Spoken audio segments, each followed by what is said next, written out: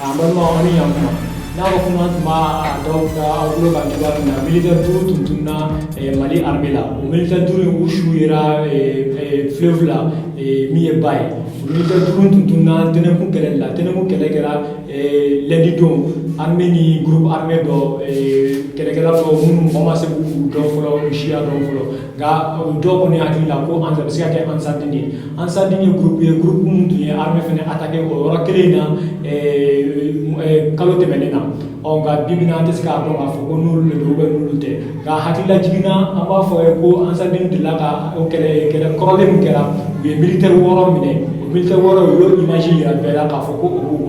ga militaire tout mun tun no ba ke tan kele ne militaire mun tun na mali armée la ga comme militaire tout yera bibi abiska fo ko militaire tout ko ni yera bala ga masika do ni yera ni fakara de wa kasoro ko bla bala wal mani bayra de u dunga so u kasoro ka ula bo ken manana bibina o masika do folo o temena ko boy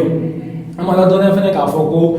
kidal ko na kele woro kera minde kidal kere fela la kele woro kera gacha ani assyrian no cha assyria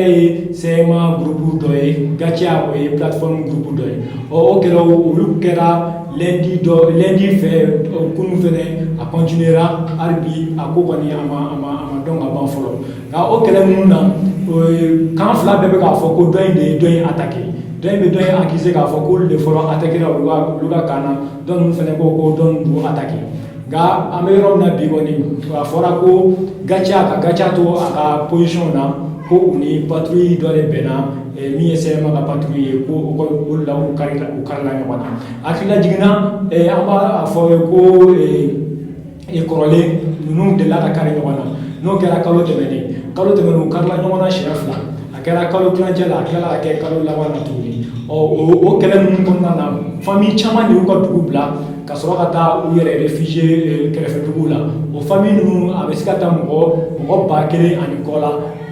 jate munu ba ngolo bibina gani kele munu ngoni san wa chama strana ndo ba foko kele munu fana kana ke koe bimba to famille wora na déplacer tuni ka kla ka boli kele ni na arbi goni groupe flan be goni ada gouvernement kuloga ka da ministre kuloga ko ni kele kera ka ko ama be wushima ko ni ngombe sega mesure ta mi ba to ko kele nga bando lu be ya ni gouvernement ni communauté internationale be fe ko ota aywa ni kuna funi flight ma bolo bi ani chaba ko ma jola